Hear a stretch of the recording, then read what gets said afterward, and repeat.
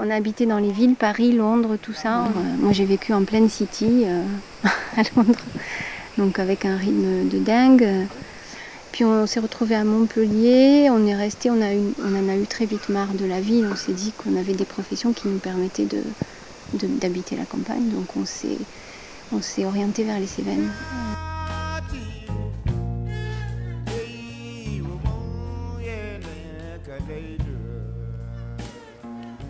Comment tu vas faire pour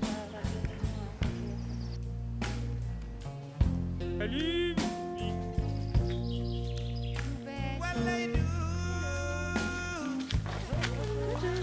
Bonjour. On a mis tout notre argent qu'on avait de côté pour acheter le terrain. Et puis on s'est dit on va vivre en yourte pour économiser et tout. Au départ, la yourte c'était plus par économie pour pas payer un loyer. Et l'hiver, on a une douche à l'extérieur, donc ça commence à être un peu dur. Bien que j'adore ça, mais voilà, des fois c'est un peu dur. Quand l'eau gèle, par exemple, on n'a pas d'eau, on peut ne pas avoir d'eau pendant plusieurs jours.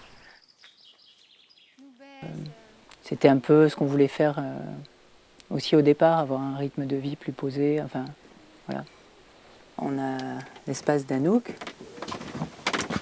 notre fille. Donc elle dort sur le canapé parce que quand on était en maison, elle dormait déjà sur ce canapé. Et là, il y a notre espace, à Valérie et à moi.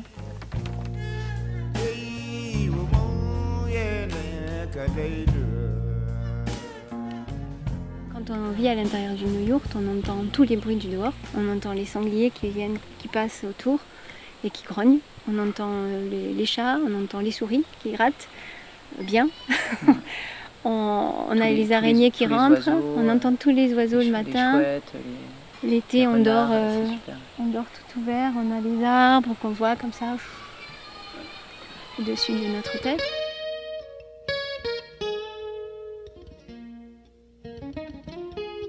J'avais ce rêve-là de faire un hameau écolo. Après, on a construit le hameau, les 6 familles ensemble. C'est-à-dire que l'histoire de la végétalisation des toits, c'est parti un jour en réunion. Il y a l'un d'entre nous qui a dit « Et si on rendait à la terre la surface qu'on lui prend ?» D'ailleurs, on végétalise les toits pour... voilà. Et on a fait tous « Ouais !» Voilà, c'est parti comme ça. Il y a des belles idées, quelquefois, qui se font au feeling.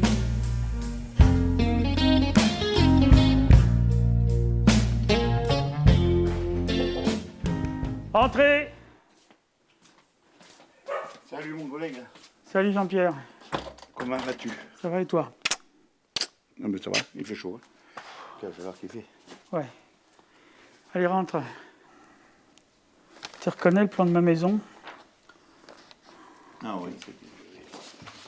J'avais reçu par une société belge un monsieur qui est arrivé avec des plans où il me dit, voilà, tant d'immeubles, la piscine, l'hôtel, etc. Il me dit, dans l'immeuble, à tel endroit, vous aurez votre appartement pour vous.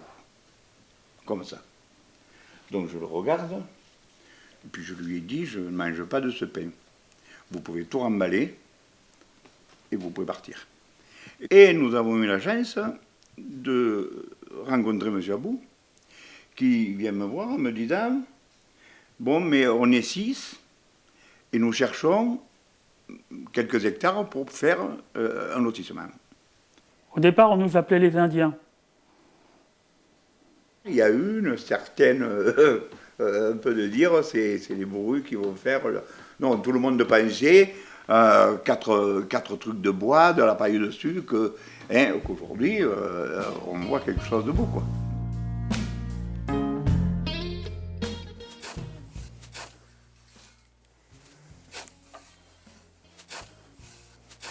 Bon, tout seul, quand tu dois faucher un champ comme celui-ci, tu peux pas, quoi, c'est trop long. Et si on était plein dans le même trip, ça irait vite.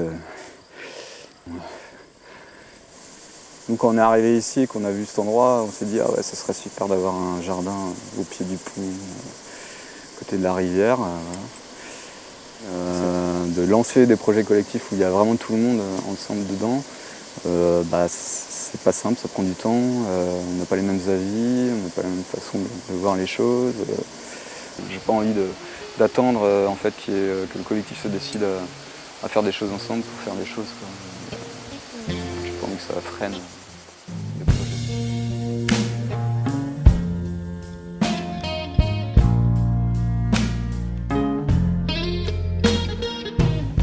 Je crois que j'étais au collège quand on a décidé de venir ici, quand les démarches ont commencé pour acheter, etc.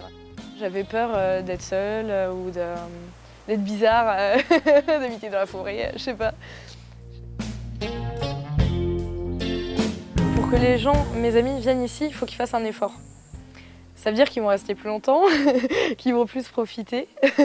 Et puis, ouais, je sais pas, je pense qu'ici, ça invite aux choses calmes. En général, c'est des gens qui n'ont pas forcément l'habitude d'aller dans des toilettes sèches, truc de dingue, ou même de prendre leur douche dans la forêt, parce qu'on a un arbre-douche là-bas.